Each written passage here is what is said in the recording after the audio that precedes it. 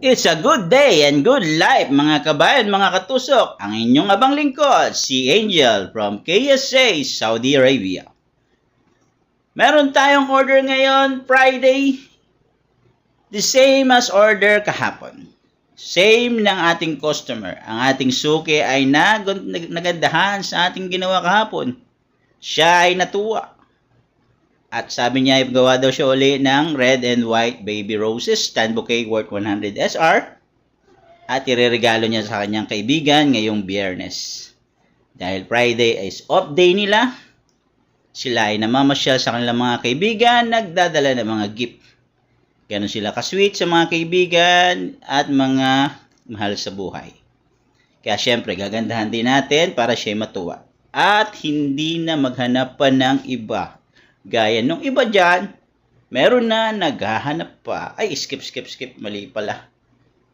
Dapat tayo ay kontento or maging masaya sa lahat ng bagay na naggagaling sa taas.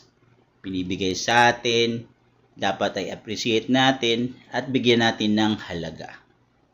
Ang buhay ay maiksi lamang, kaya dapat tayo mag-enjoy at maging mapagpahalaga. Sa lahat ng bagay, sa lahat ng iyong nakikita ay dapat pahalagahan. Ayan po, malapit na po natin matapos ang ating stand bouquet worth 100 SR baby roses, white and red with gypsophilia and green leaf. At syempre, babalutin po natin siya ng the same kahapon. White na mayroong design ang ating gagawin. Same pa rin po kahapon. Medyo mataas sa talikod hanggang sa pababa, magmula sa gilid hanggang sa front.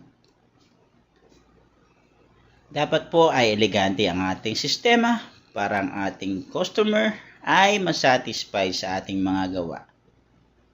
Nagpapasalamat po ako at satisfied siya sa mga binibigay kong idea or mga bouquet design. At nagugustuhan niya. Yan po, malapit na po natin matapos. Nag-rolyo na po tayo ng ribbon at ikakabit natin to at bubukadkad para magmukha siyang silker ribbon at medyo malaki.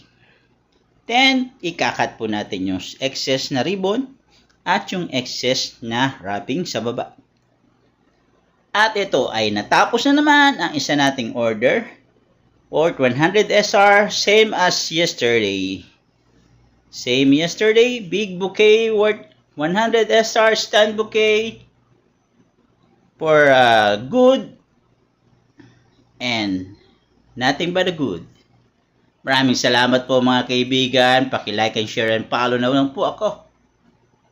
At paki-comment naman po kung saan nakarating ang aking video para mapasalamatan ko po kayo at PM ko naman dito sa aking page. Maraming salamat po. God bless you all mga kabayan.